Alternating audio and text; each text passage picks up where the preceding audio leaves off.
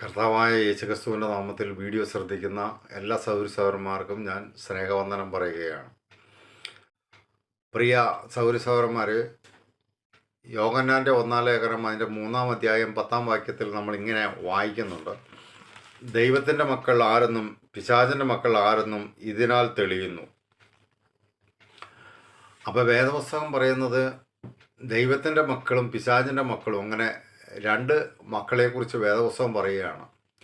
അപ്പോൾ ദൈവത്തിൻ്റെ മക്കൾ ആരാണെന്നും പിശാചിൻ്റെ മക്കൾ ആരാണെന്നും ഇതിനാൽ തെളിയുന്നു എന്നാണ് പറയുന്നത്. അപ്പോൾ പിശാചിൻ്റെ മക്കളെയും ദൈവത്തിൻ്റെ മക്കളെയും വേർതിരിക്കുന്ന, അല്ലെങ്കിൽ പിശാചിൻ്റെ മക്കൾ ആരാണെന്ന് തെളിയിക്കുന്ന, അല്ലെങ്കിൽ ദൈവത്തിൻ്റെ മക്കൾ ആരാണെന്ന് തെളിയിക്കുന്ന ചില കാര്യങ്ങൾ വേദപുസ്തകത്തിൽ നമുക്ക് വായിക്കാനായിട്ട് കഴിയും. അപ്പോൾ വിശ്വാസികളായിരിക്കുന്ന നമ്മിലൂടെ പിശാച് പ്രവർത്തിക്കുന്ന 5 കാര്യങ്ങൾ ഞാൻ നിങ്ങളെ ശ്രദ്ധയിൽപ്പെടുത്താനായിട്ട് ആഗ്രഹിക്കുകയാണ്. ഈ 5 കാര്യങ്ങൾ മാത്രമൊന്നുമല്ല പിശാച് നമ്മിലൂടെ ചെയ്യുന്നത്, എന്നാൽ വാസ്തവത്തിൽ ഈ 5 കാര്യങ്ങൾ വളരെ ഗൗരവമുള്ള 5 കാര്യങ്ങളാണ്. അപ്പോൾ അതുകൊണ്ടാണ് ഞാൻ ഈ 5 കാര്യങ്ങൾ എന്ന് പറയാനുള്ള കാരണം. അപ്പോൾ അതിനെക്കുറിച്ച് ഞാൻ ചുരുക്കമായിട്ട് മാത്രമേ പറയാൻ ആഗ്രഹിക്കുന്നുള്ളൂ. വിസ്തരിച്ച് പറയണമെങ്കിൽ ഒരുപാട് സമയം ആവശ്യമുള്ളത് കൊണ്ട് ചുരുക്കമായിട്ട് പറയാം. ഒന്നാമത്തെ കാര്യം, എഫെസ്യ ലേഖനം 4-ാം അധ്യായത്തിൻ്റെ 25-ാം വാക്യത്തിൽ നമ്മൾ ഇങ്ങനെയാണ് വായിക്കുന്നത്: ഫോഷ്ക് ഉപേക്ഷിച്ച ഓരോരുത്തൻ താന്താൻ്റെ കൂട്ടുകാരനോട് സത്യം സംസാരിപ്പിൻ. ഇവിടെ നമ്മൾ എഫെസ്യ ലേഖനത്തിൽ പൗലോസ് അപ്പോസ്തലൻ പരിശുദ്ധാത്മാവിൽ പറയുന്നത് നമ്മളോട് സത്യം സംസാരിക്കണമെന്നാണ്. അപ്പോൾ സത്യം സംസാരിക്കുവാനായിട്ട് യേശുക്രിസ്തു പറഞ്ഞു, ഞാൻ സത്യമാണ്, ജീവനാണ്, വഴിയാണ് എന്ന് പറഞ്ഞു. ആ യേശുക്രിസ്തുവിൽ സത്യം മാത്രമേ ഉള്ളൂ എന്ന് എഫെസ്യ ലേഖനത്തിൽ പൗലോസ് ശ്ലീഹ നമ്മളോട് പറയുന്നുണ്ട്. അപ്പോൾ അതുകൊണ്ട് യേശുക്രിസ്തു സത്യമായതുകൊണ്ടും യേശുക്രിസ്തുവിൽ സത്യമുള്ളത് കൊണ്ടും യേശുക്രിസ്തു സത്യത്തിന് സാക്ഷി നിൽക്കാൻ വന്നവനായതുകൊണ്ടും വേദപുസ്തകം നമ്മളോട് പറയുന്നത് യേശുവിൽ വിശ്വസിക്കുന്നവരെല്ലാവരും സത്യം സംസാരിക്കണമെന്നാണ്. ഫോഷ്ക് ഉപേക്ഷിച്ച് ഓരോരുത്തൻ താന്താൻ്റെ കൂട്ടുകാരനോട് സത്യം സംസാരിക്കണം എന്നാണ് എഴുതിയിരിക്കുന്നത്.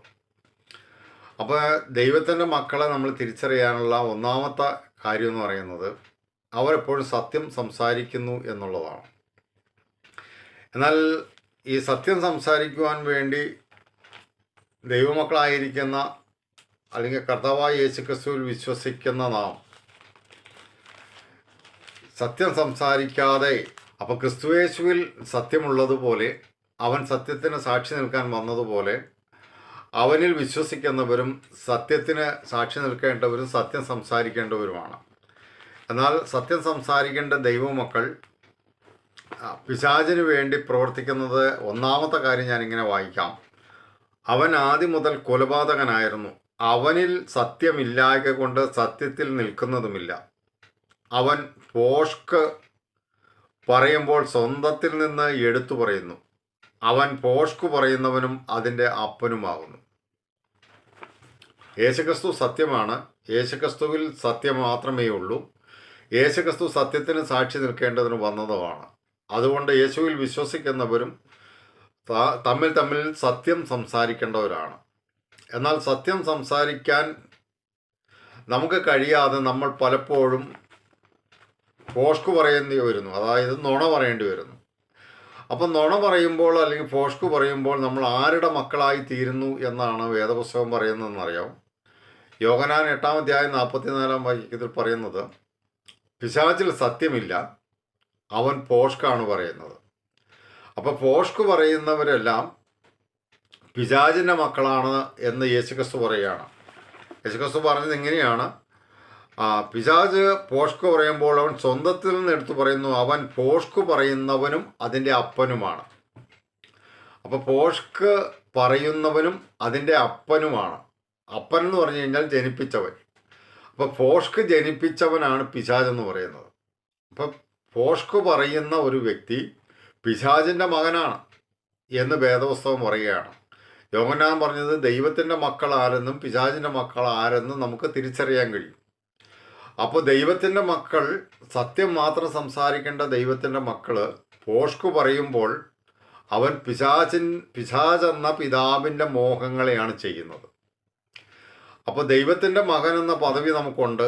പക്ഷെ നമ്മൾ പലപ്പോഴും പിശാചിൻ്റെ മോഹങ്ങളെ നിവർത്തിക്കുന്നവരാണ് എന്നുള്ള കാര്യം നമുക്ക് തിരിച്ചറിയാൻ പറ്റുന്നില്ല. അതിൻ്റെ കാരണം എന്താണെന്ന് വെച്ച് കഴിഞ്ഞാൽ നമ്മുടെ വിശ്വാസ ജീവിതത്തെ നമ്മൾ ഗൗരവമായി അല്ലെങ്കിൽ ശ്രദ്ധാപൂർവം നമ്മൾ വിശ്വാസത്തിൽ ജീവിക്കുന്നില്ല എന്നുള്ളതാണ്. അപ്പോൾ ഒന്നാമത്തെ കാരണം, കർത്താവായ യേശുക്രിസ്തുവിൽ വിശ്വസിച്ച വിശ്വാസിയാണെങ്കിലും അവൻ പോഷ്ക് പറയുമ്പോൾ അവൻ ചെയ്യുന്നത് പിശാച് എന്ന പിതാവിൻ്റെ മോഹങ്ങളെ ആണ് അവൻ ചെയ്യുന്നത്. എന്നാൽ സത്യം പറയുമ്പോൾ അവൻ സ്വർഗസ്ഥനായ പിതാവിൻ്റെ മോഹങ്ങളെയാണ് ചെയ്യുന്നത്. അതുകൊണ്ടാണ് സത്യം സംസാരിക്കുന്നവൻ ദൈവത്തിൻ്റെ മകനും പോഷ്ക് പറയുന്നവൻ പിശാചിൻ്റെ മകനുമാണ് എന്ന് നമുക്ക് തിരിച്ചറിയാനായിട്ട് കഴിയും. അപ്പോൾ അതുകൊണ്ട് തന്നെ ശ്രദ്ധിക്കുന്ന സഹോദരന്മാരെ ഞാൻ നിങ്ങളോട് പറയാം, ഒരിക്കലും ക്രിസ്തുവിനെ വിശ്വസിക്കുകയും ക്രിസ്തുവിനെ അനുഗമിക്കുകയും ക്രിസ്തുവിനെ ആരാധിക്കുകയും ചെയ്യുന്ന സഹോദരന്മാരാരും പോഷ്ക് പറയുവാൻ അവസരം കണ്ടെത്തരുത്. കാരണം പിശാചിന് ഇടം കൊടുക്കരുത് എന്ന് എഫേസ്യ ലേഖനത്തിൽ നമ്മൾ വായിക്കുന്നു. പിശാചിന് ഇടം കൊടുക്കരുത്. പിശാചിനെ നമ്മിൽ പ്രവർത്തിക്കുവാൻ അവസരം ഉണ്ടാകാതെ വണ്ണം നമ്മൾ ഗൗരവമായി തന്നെ നമ്മുടെ വിശ്വാസ ജീവിതത്തെ നമ്മൾ കൈകാര്യം ചെയ്യണം എന്നുള്ളതാണ്. ഇനി രണ്ടാമത്തെ കാര്യം ഞാൻ നിങ്ങളോട് പറയാം. അപ്പോസ്തല പ്രവൃത്തികൾ 13-ാം അധ്യായം അതിൻ്റെ 10-ാം വാക്യം ഞാൻ വായിക്കാം.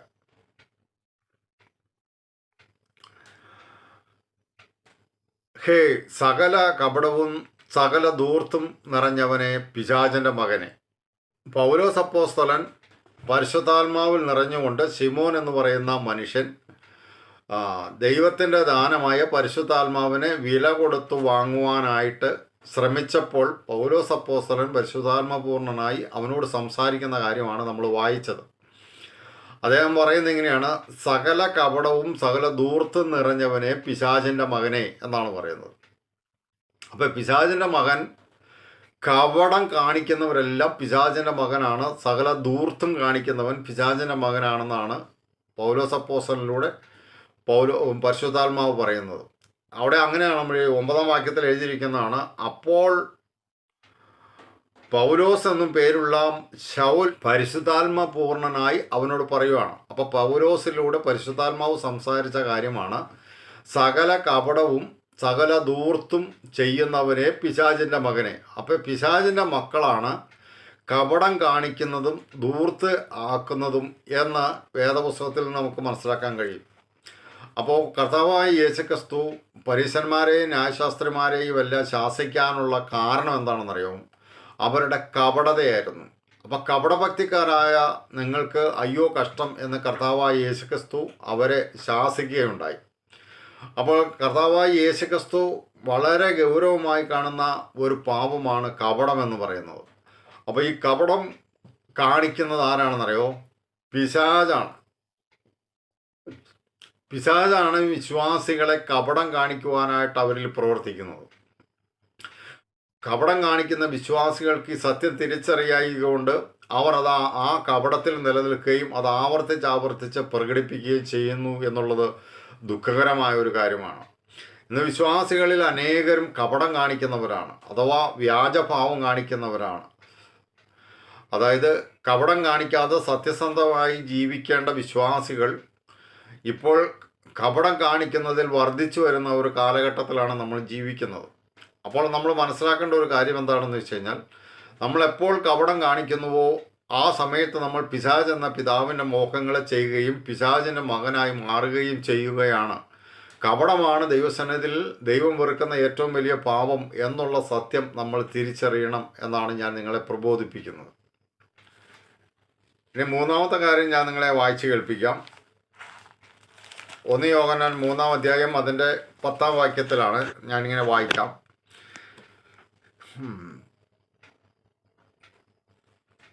ദൈവത്തിൻ്റെ മക്കൾ ആരെന്നും പിശാചിൻ്റെ മക്കൾ ആരെന്നും ഇതിനാൽ തെളിയുന്നു: നീതി പ്രവർത്തിക്കാത്തവനും സഹോദരനെ സ്നേഹിക്കാത്തവനും ദൈവത്തിൽ നിന്നുള്ളവനല്ല.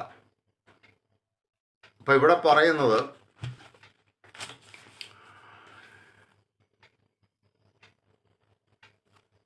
ദൈവത്തിൻ്റെ മക്കൾ ആരാണെന്നും പിശാചിൻ്റെ മക്കൾ ആരാണെന്നും ഇതിനാൽ തിരിച്ചറിയാമെന്ന് യോഹന്നാൻ അപ്പോസ്തലൻ പറയുകയാണ്. അതിന് അദ്ദേഹം പറയുന്ന 2 കാര്യങ്ങളുണ്ട്. അതിലൊന്ന്, നീതി പ്രവർത്തിക്കാത്തവൻ പിശാചിൻ്റെ മകനാണ് എന്നാണ് പറയുന്നത്. അപ്പം നീതി പ്രവർത്തിക്കാത്തവൻ പിശാചിൻ്റെ മകനാണ്. വിശ്വാസികളെ പറയുന്നത് നീതിമാന്മാരെന്നാണ്. അപ്പോൾ നീതിമാന്മാരായിരിക്കേണ്ട വിശ്വാസികൾ അനീതി കാണിക്കുമ്പോൾ, അതായത് നീതി ചെയ്യാതിരിക്കുമ്പോൾ അവർ പിശാചിൻ്റെ മക്കളായി മാറുന്നു എന്നുള്ളതാണ്. യോഹന്നാൻ അപ്പോസ്തലൻ പരിശുദ്ധാത്മാവിൽ പറയുകയാണ്, നീതി പ്രവർത്തിക്കാത്തവൻ പിശാചിൻ്റെ മക്കളാണ്. നീതി എന്ന് പറഞ്ഞാൽ അർഹതപ്പെട്ടവന് അർഹതപ്പെട്ടത് നൽകുക എന്നുള്ളതാണ് നീതി. അത് ചെയ്യാതിരിക്കുമ്പോൾ അത് അനീതിയാകും. ഇപ്പോൾ ഒരു ഉദാഹരണം പറഞ്ഞു കഴിഞ്ഞാൽ, നമ്മുടെ കോടതികളിൽ കുറ്റവാളികളെ ശിക്ഷിക്കുക എന്നുള്ളത്, ആ ശിക്ഷ ആക്കി അവൻ അർഹനായതുകൊണ്ട് അവനെ ശിക്ഷിക്കുക എന്നുള്ളത് നീതിയാണ്. എന്നാൽ ഒരു കുറ്റവാളിയെ ശിക്ഷിക്കാതെ അവനെ വെറുതെ വിടുക എന്ന് പറയുന്നത് അനീതിയാണ്. അപ്പം അർഹതപ്പെട്ടവന് അർഹതപ്പെട്ടത് നൽകാതെ ഇരിക്കുന്നത് അനീതിയാണ്. ആ അനീതി പ്രവർത്തിക്കുന്നവൻ, അതായത് നീതി പ്രവർത്തിക്കാത്തവൻ പിശാചിൻ്റെ മകനാണ് എന്ന് വേദോത്സവം പറയുകയാണ്. ഇന്ന് വിശ്വാസികളായ നാം അർഹതപ്പെട്ടവർക്ക് നൽകാതിരിക്കുന്ന എത്രയോ പേരുണ്ട്. അത് അനീതിയാണ് എന്ന് മനസ്സിലാക്കുകയും അത് പിശാചിൻ്റെ മകനായി ഞാൻ മാറുകയാണ് എന്ന് മനസ്സിലാക്കാതിരിക്കുകയും ചെയ്യുന്നത് നമ്മുടെ വിശ്വാസ ജീവിതത്തെ നമ്മൾ ഗൗരവപൂർവം കാണാത്തത് കൊണ്ടാണ്. അപ്പം നീതി പ്രവർത്തിക്കാത്തവൻ പിശാചിൻ്റെ മകനാണ്. അപ്പോൾ വിശ്വാസികളിൽ അനേകരുമുണ്ട് നീതി പ്രവർത്തിക്കാതെ അനീതി ചെയ്യുന്നവരുണ്ട്. അതുകൊണ്ടാണ് വെളിപ്പാട് പുസ്തകത്തിൽ അവസാന അധ്യായത്തിൽ ഇങ്ങനെ പറയുന്നു, അനീതി ചെയ്യുന്നവൻ അനീതി ചെയ്യട്ടെ, അഴുക്കാടുന്നവൻ അഴുക്കാടട്ടെ. അപ്പോൾ അനീതി ചെയ്യുന്ന വിശ്വാസികൾ ഒരു കാര്യം മനസ്സിലാക്കണം, അനീതി ചെയ്യുന്നവനെല്ലാം പിശാചിൻ്റെ മകനാണ്. നാം ചെയ്യുന്നത് നീതിയാണോ അനീതിയാണോ എന്ന് നാം പരിശോധിക്കേണ്ടത് ആവശ്യമാണ്. മാത്രമല്ല, നീതി പ്രവർത്തിക്കേണ്ടവരാണ് നമ്മൾ. അപ്പം നീതി പ്രവർത്തിക്കാതെ ഇരിക്കുന്നവനെല്ലാം പിശാചിൻ്റെ മകനാണ് എന്നാണ് യോഹന്നാൻ അപ്പോസ്തലൻ പറയുന്നത്. നാലാമത്തെ കാര്യം എന്ന് പറയുന്നത്, സഹോദരനെ സ്നേഹിക്കാത്തവൻ പിശാചിൻ്റെ മകനാണ്. ഇപ്പോൾ വായിച്ച വാക്യത്തിൻ്റെ രണ്ടാം ഭാഗം അങ്ങനെയാണ്. നീതി പ്രവർത്തിക്കാത്തവൻ ആരും ദൈവത്തിൽ നിന്നുള്ളവനല്ല, സഹോദരനെ സ്നേഹിക്കാത്തവനും ദൈവത്തിൽ നിന്നുള്ളവനല്ല. അപ്പോൾ ദൈവത്തിൽ നിന്ന് ജനിച്ച ഒരുത്തൻ, യോഹന്നാൻ്റെ 1 ലേഖനം 5 അധ്യായത്തിൻ്റെ 2 വാക്യത്തിൽ വായിക്കുന്നത് ഇങ്ങനെയാണ്, ദൈവത്തിൽ നിന്ന് ജനിച്ചവനെല്ലാം ദൈവത്തിൽ നിന്ന് ജനിച്ചവനെയും സ്നേഹിക്കണം. സഹോദരന്മാരെ, നിങ്ങൾക്ക് മനസ്സിലായെന്ന് ഞാൻ വിചാരിക്കണം. ദൈവത്തിൽ നിന്ന് ജനിച്ചവനെല്ലാം ദൈവത്തിൽ നിന്ന് ജനിച്ചവനെയും സ്നേഹിക്കണം. അപ്പോൾ അതായത് ഒരു സഹോദരൻ മറ്റൊരു സഹോദരനെ സ്നേഹിക്കണം. അതിൻ്റെ കാരണം യോഹന്നാൻ പറയുന്നത്, ഒരു സഹോദരൻ ദൈവത്തിൽ നിന്ന് ജനിച്ചതുപോലെ തന്നെ മറ്റേ സഹോദരൻ ദൈവത്തിൽ നിന്ന് ജനിച്ചതാണ്. അപ്പോൾ ദൈവത്തിൽ നിന്ന് ജനിച്ച 2 സഹോദരന്മാരെന്ന് പറയുമ്പോൾ അവർ രണ്ടുപേരും ദൈവത്തിൻ്റെ മക്കളാണ്. അതുകൊണ്ടാണ് അവരെ സഹോദരന്മാരെന്ന് വിളിക്കുന്നത്. അപ്പോൾ ദൈവത്തിൽ നിന്ന് ജനിച്ച ഒരു വിശ്വാസി ദൈവത്തിൽ നിന്ന് ജനിച്ച മറ്റൊരു വിശ്വാസിയുമായിട്ടുള്ള ബന്ധം സഹോദര ബന്ധമാണ്. അപ്പോൾ ഒരു സഹോദരൻ മറ്റൊരു സഹോദരനെ സ്നേഹിക്കണം എന്നാണ് ദൈവത്തിൻ്റെ വ്യവസ്ഥ. അത് സ്നേഹിക്കാതിരിക്കുവാൻ ഇടയാകുന്നുവെങ്കിൽ നമ്മിൽ പ്രവർത്തിക്കുന്നത് പിശാചാണ്. അപ്പം പിശാചിൻ്റെ മക്കൾ ആരെന്നും ദൈവത്തിൻ്റെ മക്കൾ ആരെന്നും ഇതിനാൽ തെളിയുന്നു എന്നാണ് യോഹന്നാൻ പറയുന്നത്. ഏതിനാൽ? സഹോദരനെ സ്നേഹിക്കാത്തവൻ പിശാചിൻ്റെ മകനാണ്. അപ്പോൾ സഹോദരനെ സ്നേഹിക്കുന്നവൻ ദൈവത്തിൻ്റെ മകനും ദൈവത്തിൽ നിന്നുള്ളവനും ദൈവത്തിൽ നിന്ന് ജനിച്ചവനുമാണ്. സഹോദരനെ സ്നേഹിക്കുവാൻ കഴിയാത്ത വ്യക്തി പിശാചെന്ന പിതാവിൻ്റെ മോഹത്തെയാണ് നിവർത്തിക്കുന്നത്. അങ്ങനെ അവൻ പിശാചിൻ്റെ മകനായി തീരുന്നു എന്നാണ് യോഹന്നാൻ അപ്പോസ്തലൻ നമ്മളോട് പറയുന്നത്.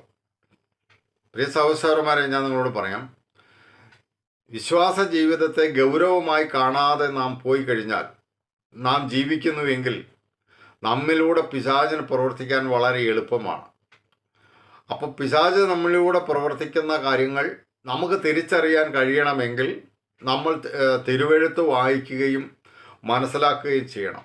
അപ്പോൾ തിരുവെഴുത്ത് വായിച്ചു മനസ്സിലാക്കാതെ ഗൗരവമായി വിശ്വാസ ജീവിതത്തെ കാണാതെ നാം പോകുമ്പോൾ നമ്മിലൂടെ പിശാച് പ്രവർത്തിക്കുന്നു എന്നുള്ള സത്യം നാം തിരിച്ചറിയണം. ഇനി മറ്റൊരു കാര്യം ഞാൻ നിങ്ങളെ ശ്രദ്ധയിൽപ്പെടുത്താം. മത്തായി സുവിശേഷം 13-ാം അധ്യായത്തിൻ്റെ 38-ാം വാക്യമാണ്. അവിടെ നമ്മൾ കർത്താവായി യേശുക്രിസ്തു ഒരു സ്വർഗരാജ്യത്തിൻ്റെ ഉപമ പറഞ്ഞതിൻ്റെ വ്യാഖ്യാനമാണ്. അവിടെ പറയുന്നത് എങ്ങനെയാണ്? വയൽ ലോകമാണ്, നല്ല വിത്ത് രാജ്യത്തിൻ്റെ പുത്രന്മാരാണ്, കള ദുഷ്ടൻ്റെ പുത്രന്മാരാണ്. അപ്പോൾ കള വിതച്ചത് ശത്രുവാണ്. അപ്പോൾ അതുകൊണ്ട് ആ കള ദുഷ്ടൻ്റെ പുത്രന്മാർ, അതായത് പിശാചിൻ്റെ മക്കളാണ് എന്നാണ് പറയുന്നത്. അപ്പോൾ സ്വർഗരാജ്യത്തിൽ അതിൻ്റെ പ്രതീകമായ ദൈവസഭയിലും ഇതുപോലെ രണ്ട് തരം വിശ്വാസികളുണ്ട്. ഒന്ന് ദൈവത്തിൻ്റെ മക്കളും, അതായത് ദൈവം വിതച്ച വിത്തും. മറ്റൊന്ന് പിശാച് വിതച്ച വിത്തും. അപ്പോൾ ഗോതമ്പിൻ്റെ ഇടയിൽ പിശാച് വിതച്ചു, അത് കളയായി മാറി എന്നുള്ളതാണ്. അപ്പോൾ കള എന്ന് പറയുന്നതും ഗോതമ്പെന്ന് പറയുന്നതും തിരിച്ചറിയാനുള്ള ഒന്നാമത്തെ കാര്യം, കളയിൽ കതിരുണ്ടാകത്തില്ല, ഗോതമ്പിൽ കതിരുണ്ടാകും എന്നുള്ളതാണ്. അപ്പോൾ കൊയ്ത്തോളം വളരട്ടെ എന്നാണ് പറഞ്ഞത്. അപ്പോൾ ഈ കൊയ്ത്ത് വരെയും നമുക്ക് കളയെ തിരിച്ചറിയാൻ കഴിയില്ല എന്നാണ് കർത്താവ് നൽകിയ സൂചന. അപ്പോൾ ഒരുപക്ഷെ വിശ്വാസികളെ പോലെ സഭയിൽ പെരുമാറുന്ന കളകളുണ്ട് എന്നുള്ളതാണ്. ആ കളകളുടെ പ്രത്യേകത എന്ന് പറയുന്നത് ദൈവത്തിനു വേണ്ടി ഫലം കായ്ക്കാത്തവരാണ്. അതുകൊണ്ടാണ് യോഹന്നാൻ സ്നാപകൻ സ്നാനം കഴിപ്പിക്കുവാൻ സമയത്ത് യോഹന്നാൻ്റെ അടുക്കൽ വന്ന പരീശന്മാരോട് യേശുക്രിസ്തു പറഞ്ഞത്, സർപ്പസന്തതികളിൽ നിങ്ങൾ മാനസാന്തരത്തിന് യോഗ്യമായ ഫലം കായ്പിൻ എന്നാണ് പറഞ്ഞത്. അപ്പോൾ സർപ്പസന്തതികൾ എന്ന് പറയുന്നത് ഈ കളകളാണ്. ശത്രുവാണ് അതിനെ വിതച്ചത്. അതിനെ ദുഷ്ടൻ്റെ പുത്രന്മാരെന്നാണ് പറയുന്നത്. അപ്പോൾ ദുഷ്ടൻ്റെ പുത്രന്മാരായിരിക്കുന്നവരും ഈ ദൈവസഭയ്ക്കകത്തുണ്ട് എന്നുള്ളതാണ്. അപ്പോൾ അതിനെ തിരിച്ചറിയുന്നത് എങ്ങനെയാണെന്നറിയോ? ഫലമില്ലാത്തവരാണെന്നുള്ളതാണ്. മാനസാന്തരത്തിന് യോഗ്യമായ ഫലമില്ലാത്തവർ ദൈവസഭയിലെ കളകളാണ് എന്നുള്ളതാണ്. അപ്പോൾ അതുകൊണ്ട് തന്നെ വചനം ശ്രദ്ധിക്കുന്ന ഞാൻ നിങ്ങളോട് പറയട്ടെ, 5 കാര്യങ്ങൾ പിശാച് നമ്മിലൂടെ പ്രവർത്തിക്കുന്നുണ്ട്. അത് തിരിച്ചറിയാൻ കഴിയണമെങ്കിൽ ഒന്നാമത് നമ്മൾ വേദപുസ്തകം വായിക്കുക എന്നുള്ളതാണ്. രണ്ടാമത്തെ കാര്യം, നമ്മുടെ വിശ്വാസ ജീവിതത്തിൽ പിശാചിന് ഇടം കൊടുക്കരുത് എന്നുള്ള ആ ദൈവവചനത്തെ നമ്മൾ ഗൗരവമായി കണ്ടുകൊണ്ട് നമ്മൾ പിശാച് പ്രവർത്തിക്കാനുള്ള യാതൊരു സാഹചര്യങ്ങളെയും നമ്മിലുണ്ടാകാതെ നമ്മൾ വിശ്വാസ ജീവിതത്തെ ഗൗരവപൂർവം വീക്ഷിക്കണം എന്നുള്ളതാണ്. അപ്പോൾ ഞാനിപ്പോൾ പിശാച് നമ്മിൽ പ്രവർത്തിക്കുന്ന 5 കാര്യങ്ങളെ ഞാൻ നിങ്ങളുടെ ശ്രദ്ധയിൽപ്പെടുത്തി. ഒന്നാമത്തെ കാര്യം, സത്യം സംസാരിക്കേണ്ട വിശ്വാസികൾ പോഷ്കു പറയുമ്പോൾ അവർ ദൈവത്തിൻ്റെ മക്കളല്ല, പിശാച് എന്ന പിതാവിൻ്റെ മക്കളായി മാറുകയാണ്.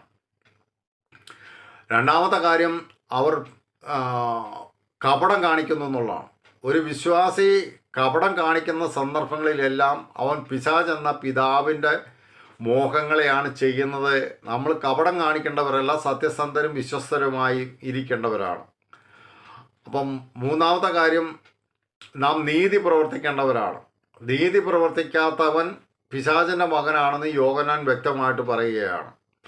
അപ്പം നീതി പ്രവർത്തിക്കുന്നില്ലെങ്കിൽ നാം പിശാച് എന്ന പിതാവിൻ്റെ മോഹങ്ങളെ ചെയ്യുന്ന പിശാചിൻ്റെ മക്കളാണ് നമ്മൾ എന്ന് നമ്മൾ തിരിച്ചറിയണം. നാലാമത്തെ കാര്യം, സഹോദരനെ സ്നേഹിക്കാത്തവൻ ദൈവത്തിൽ നിന്നുള്ളവനല്ല, അവൻ പിശാചിൻ്റെ മകനാണ് എന്ന് യോഹന്നാൻ അപ്പോസ്തലൻ പറയുകയാണ്. അപ്പോൾ ദൈവത്തിൽ നിന്ന് ജനിച്ച ഒരു സഹോദരൻ ദൈവത്തിൽ നിന്ന് ജനിച്ച മറ്റ് സഹോദരനെ സ്നേഹിക്കുവാൻ ദൈവത്തിൻ്റെ വ്യവസ്ഥയാണ്, അത് നിർബന്ധമാണ്. എന്നാൽ അത് ചെയ്യാൻ കഴിയുന്നില്ലെങ്കിൽ അതിൻ്റെ അർത്ഥം അവൻ പിശാചിൻ്റെ മകനാണ് എന്നുള്ളതാണ്. അവൻ പിശാച് എന്ന പിതാവിൻ്റെ മോഹങ്ങളെ ചെയ്യുന്നു എന്നാണ്. അഞ്ചാമത്തെ കാര്യം, മാനസാന്തരത്തിന് യോഗ്യമായ ഫലം പുറപ്പെടുവിക്കാതെ മാനസാന്തരപ്പെട്ടു എന്ന് പറഞ്ഞ് ഈ ദൈവസഭയ്ക്കകത്തിരിക്കുന്ന കളകൾ, അതായത് യഥാർത്ഥത്തിൽ മാനസാന്തരപ്പെട്ടവരുടെ ഇടയിൽ മാനസാന്തരപ്പെടാതെ ദൈവത്തിന് ഫലം പുറപ്പെടുവിക്കാൻ കഴിയാതിരിക്കുന്ന നിഷ്ഫലരായ, മാനസാന്തരത്തിന് യോഗ്യമായ ഫലമില്ലാത്തവരെയാണ് കളകൾ എന്ന് പറയുന്നത്. അപ്പോൾ ആ കളകൾ പിശാചിൻ്റെ പുത്രന്മാരാണ്. അപ്പോൾ അതുകൊണ്ട് പ്രിയ സഹോദരന്മാരെ, ഞാൻ പറഞ്ഞ കാര്യം നിങ്ങൾ മനസ്സിലാക്കി എന്ന് ഞാൻ വിചാരിക്കുകയാണ്. നമ്മളൊരിക്കലും ദൈവസഭയിൽ കളകളായിരിക്കരുത്. നമ്മൾ ദൈവം വിതച്ച ഗോതമ്പ് ചെടികളായി അല്ലെങ്കിൽ ഗോതമ്പായി നമ്മൾ ഇരിക്കണം. പിശാചിൻ്റെ മക്കളായ കളകളായി തീരാതിരിക്കാൻ നമ്മൾ പ്രത്യേകം ശ്രദ്ധിക്കേണ്ടത് ആവശ്യമാണ്. അപ്പോൾ അതുകൊണ്ട് മാനസാന്തരത്തിന് യോഗ്യമായ ഫലം പുറപ്പെടുവിച്ചുകൊണ്ട് ദൈവത്തിൻ്റെ മക്കളായി, ദൈവത്തിൽ നിന്ന് ജനിച്ചവരായി നാം ജീവിക്കണം എന്നുള്ളതാണ് ഒരു വിശ്വാസിയായിരിക്കുന്ന നമ്മെ സംബന്ധിച്ച് ഏറ്റവും ശ്രദ്ധിക്കേണ്ട കാര്യം. അപ്പോൾ അതുകൊണ്ട് ഞാൻ പറഞ്ഞ കാര്യങ്ങൾ നിങ്ങൾക്ക് മനസ്സിലായി എന്ന് ഞാൻ വിചാരിക്കുകയാണ്. അപ്പോൾ അതുകൊണ്ട് നമ്മുടെ വിശ്വാസ ജീവിതത്തെ വളരെ ഗൗരവമായി കണ്ടുകൊണ്ട് നമ്മുടെ ജീവിതത്തിൽ പിശാചിന് ഇടം കൊടുക്കാതെ, ഒരു വിധത്തിലും പിശാച് നമ്മിലൂടെ പ്രവർത്തിക്കാതെ നമ്മൾ ഗൗരവപൂർവമായി ജീവിക്കണം എന്ന് പറഞ്ഞുകൊണ്ട് ഞാൻ എൻ്റെ വാക്കുകളെ അവസാനിപ്പിക്കുകയാണ്. ദൈവം അനുവദിക്കുന്ന പക്ഷം മറ്റൊരു വീഡിയോയിൽ നമുക്ക് വീണ്ടും കാണാം. ദൈവമായ കർത്താവ് നമ്മളെല്ലാവരെയും അനുഗ്രഹിക്കട്ടെ.